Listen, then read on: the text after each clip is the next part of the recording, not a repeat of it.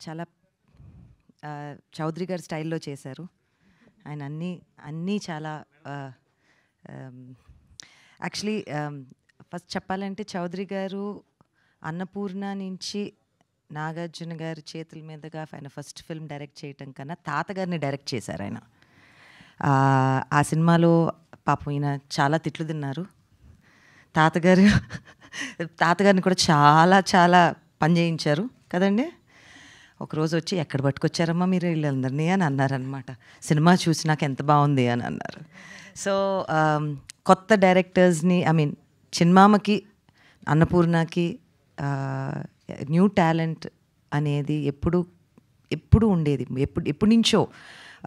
And ఇప్పుడు కొంచెం దానిని ప్రోత్సహించడానికి అలాంటి దారిలో వచ్చిన ఒక మనిషి మళ్ళీ ప్రొడ్యూసర్ అయ్యి ఇలాగ కొత్త టాలెంట్ని ఇండస్ట్రీకి తీసుకురావాలని అనుకోవటం చాలా గొప్ప విషయం, మనకి చాలా అవసరమైనది కూడా.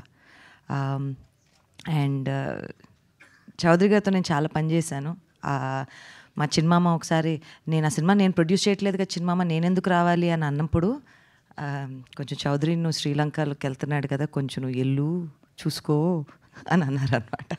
అక్కడ మాకు కొంచెం పరిచయం అయింది బాగా, అంతే కదండి.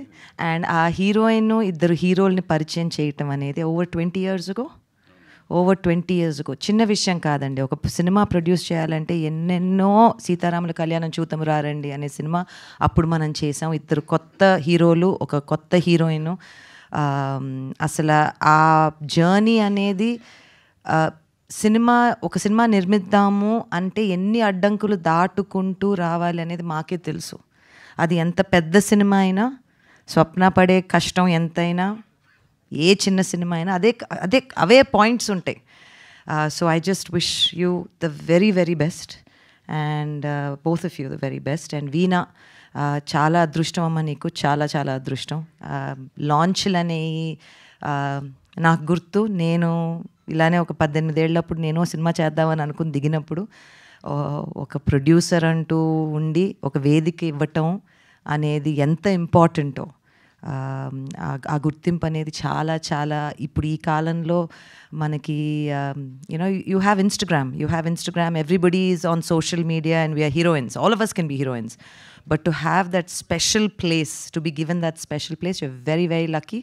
All the very best wherever you are. We're looking forward to seeing the film. Yeah, thank you so much ma'am.